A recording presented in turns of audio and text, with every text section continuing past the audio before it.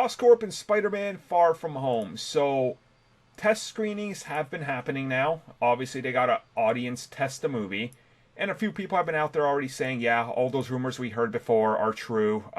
Oscorp will be appearing at the end of the film to set up more or less what we assume is going to be like a new Iron Man, like this evil Iron Man, you know, the new Oscorp direction. Anybody got problems with this? Any thoughts? Anything? No problems whatsoever. It's what they should do. It's perfect timing for it. You know, the Iron Man goes out talking about legacy. Yep. What a way to kind of like make it all really personal. Then you just have someone walking like another rich billionaire businessman come in here, get his own iron suit, and then just crap all over that legacy. Yep.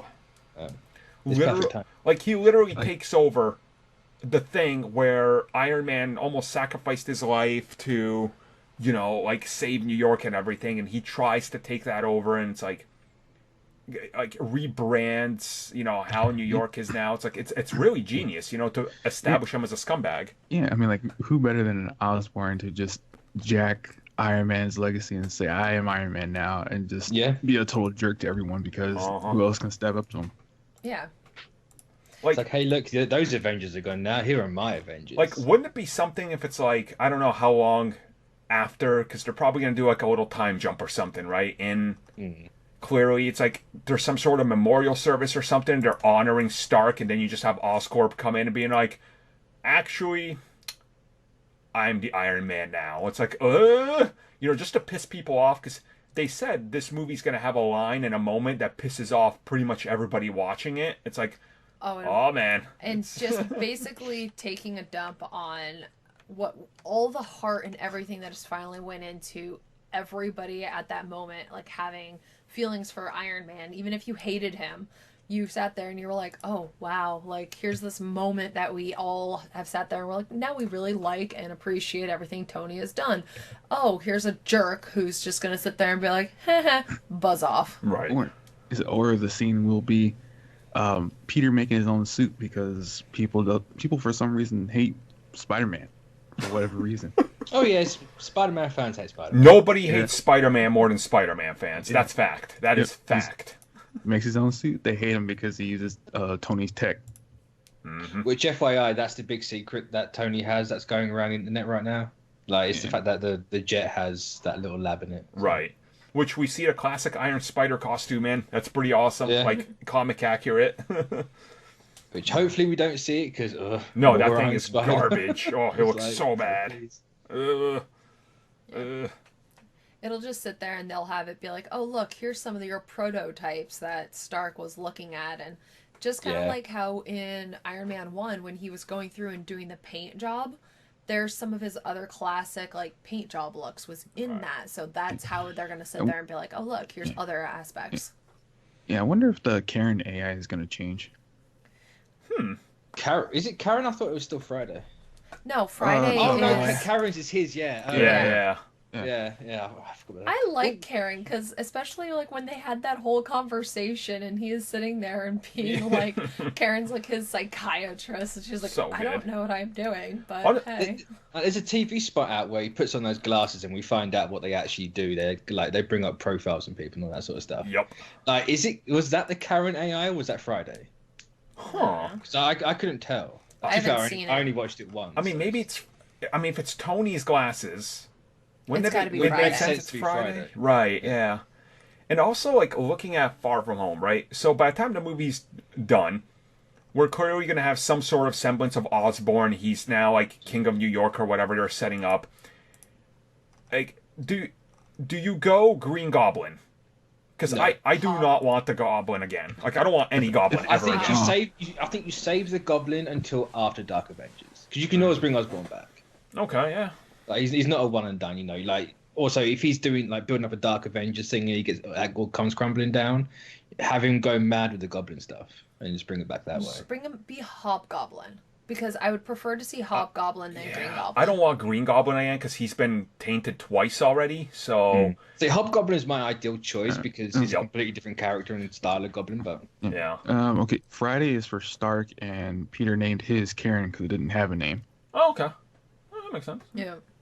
So, so let me look at the future of the MCU this way. So, what if Osborn sets up the Dark Avengers, He's doing all sorts of experiments and stuff. It doesn't go right, but the world needs a new super soldier. Sam isn't it, so he tries to make, obviously, his own serum.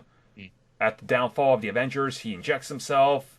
He's now this morphing goblin thing. Like, you could kind of string it through.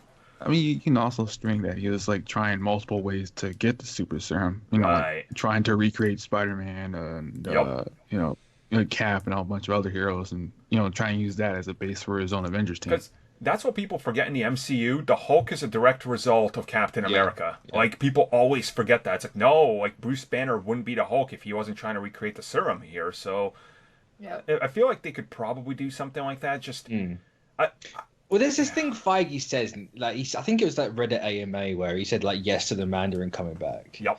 And it's like he says like my favorite thing is when people think we've forgotten something and then bringing that back. So like to me that kind of indicates that they're going to bring a lot of stuff back. So, you know, get Abomination back. They're bringing Zemo back. You got Minerva. You got half your Avengers team right there. Yep. So like maybe he does it that way. I really do want him though to be the Hobgoblin, but not. Don't make him giant. Make him. Oh, that's my thing. Cause like, you know, they're doing like the whole different thing. So like we're not seeing things we've seen before. If you're gonna do the Green Goblin again, can you really do like the suit and the glider? See, that's the thing, because I don't think you can, because that draws too many parallels to the last two. So, but at the same time, it's just like, oh, we've got like another Hulk. I mean, what if we just. Can we have our cake and eat it too? What if he starts in one, then he injects himself with more, and he hulks out into the other one? Like, well, there you go. I mean, yeah. You could do that. Like, I'd be down for that. You know. What if he becomes Red Hulk? Sure. Because like, I doubt the guy who's playing Ross right now is gonna really want to be a Hulk later down the line. True. Like, especially all you have like to do do action is scenes. Scan his face and just do it that way. Yeah, it's true. Chewbacca style, you have a stand-in, but when you need the action, you just bring him in. Yeah. That could work, but yeah, it's an interesting idea. I mean, man, you say Red Hulk, but that just brought up Red Goblin to me. Ooh! Oh! That's so edgy. It happened last year. That's so edgy. My skin is starting to cut itself. Ooh. You have a symbiote and a goblin, and that's what you get. Oh. Sony right now listening to this podcast, jotting this down, passing it to Avi Arad for another Sony spin-off. They're like, this is a good idea. I bet you the second Dan Slott had that idea, they already had that in the development. Oh. They don't need us to tell them. They're so dumb. Damn it, Sony. Well, do we know who's going to be playing Osborn, or is that going to be something that, like, really just out of nowhere? There's been rumors, but nope. Who's in the rumors? At one point, if you remember all the way back for Homecoming, there was rumors that they were looking at high-profile actors like to make a special cameo that never went anywhere. Wasn't one of McConaughey? That was McConaughey, yep. Yeah. So, I don't think they get him. No. Jason Isaacs, Marvel, do it. All right, here we go. Here's how they do the ultimate, oh my god, the internet is going to have a meltdown for the next forever. OSCORP, appears. We cut to the press conference. Ben Affleck. There we go. Oh, please, no. No, we can do it. Fine. Henry Cavill. He's Norman Osborn. I'd be fine with Cavill. Do it. I'd be fine with Cavill. Even though I kind of want Cavill for Hyperion or Sentry, but yeah. I mean, I don't know. Like, who's a big enough name that you're like, you know what? This is a good pick, but we haven't seen this dude in a decade, and he's about to make a career comeback with this. Jason Isaacs. Jason Isaac, yeah. What? He was in Star Trek, so that kind of. Yeah. Nicolas Cage. Oh, no. Don't. Do it! Dude, stop giving Nicolas Cage work. You don't even need to Goblin Serum him. Just give him, like, alcohol and he'll go crazy. Yeah, but no, Jacek Isaac I think would be real good. He's such a good people actor. want him for Magneto, but, like, yeah, no. Or, what about Stephen Lang? Stephen Lang? That's the one, Stephen Lang, yeah. I always get confused. I feel Stephen Lang is a little too old. And bro, he's got 17 more Avatar sequels coming, bro. Yeah. Is he only in his 50s? Like, I don't know. He looks I'm like actually looking it up right now how old Stephen Lang is. I want to say he's like 55, something like that. I could be completely wrong, but... He is 66. Oh, wow. Even so, the dude's jacked. Like... Okay, I'm going to be real with you guys. You have to listen to my reasoning. Oh, duh. Okay. Oh, here we go. It's not Jared Leto. No, that's too much for me to even accept. Plus, he's already going to kill as Morbius and give me my perfect trilogy. But they have real gliders now that resemble Green Goblins, right? You've all seen those videos, like, they're used, like, they can be used now. So, you cast Tom Cruise. And you actually make him dress as the Goblin, and he'll actually chase Tom Holland through New York. It's going to be a hard pass on me, Chief. No, I'm telling you. I love Tom Cruise. He's great. He's perfect. Tom Cruise can go with Jeff Johns and be like Hal Jordan. No, he can go all the way over there. Oh, dude, that'd be good too. I don't... Man, I really can't think of somebody who I would really love and appreciate to be Goblin. Maybe this time Goblin won't have AIDS and he won't end up a jarhead. Oh, how about this, right? We go complete twist. Right? We completely throw the Spider-Man fandom out of whack and like they're just gonna die from outrage. Replace Norman Osborn with Justin Hammer. Oh! And bring Hammer back. The Spidey Wars would heat up so bad. I would have to leave all social media. Nope.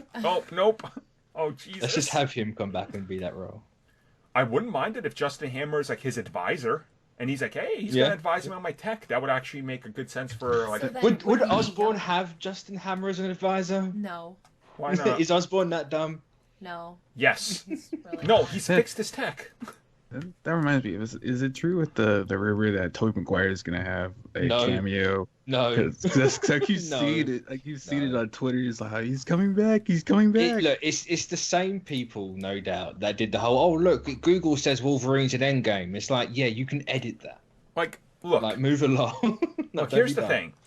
Tobey Maguire is notoriously one of the hardest workers in Hollywood, and I mean that's to work with. Like, people hated working with him. I was gonna say the dude does nothing. So like, his demands and what he wants and how he acts on set. There's an entire movie. What is it? I think is it Moneyball or one of those? It's actually what Tobey Maguire is like, but they couldn't say it's Tobey Maguire, and they completely show you that dude is like scumbag. Like for Spider-Man. Jeffrey D. Morgan. Sure. Ooh. Sure. Ooh. How old is he? I looked up. So this is how my criteria was. I looked up. Is it 50-year-old men? 50-year-old men actors.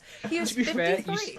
I did search the other day because I was talking to someone about like who can replace Isaacs and Magneto because obviously Isaacs is Jewish, and I just searched Jewish actors, and it's like, well, no. Yeah. What else do you search?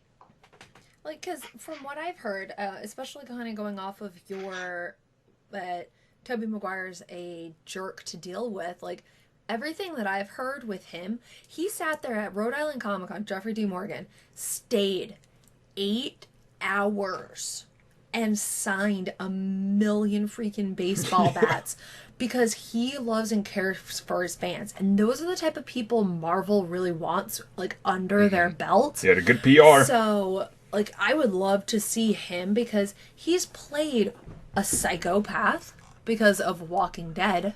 He's played funny guys. He's played corporate guys. Like, he has he's a good actor. Such a good, like, range. But he would have already had to have been cast and stuff. But that's what I would really like. So find out. Maybe we don't even see who Osborn is. They'll shadow him like in TASM 1 where it's like... please don't. That was so bad. So bad.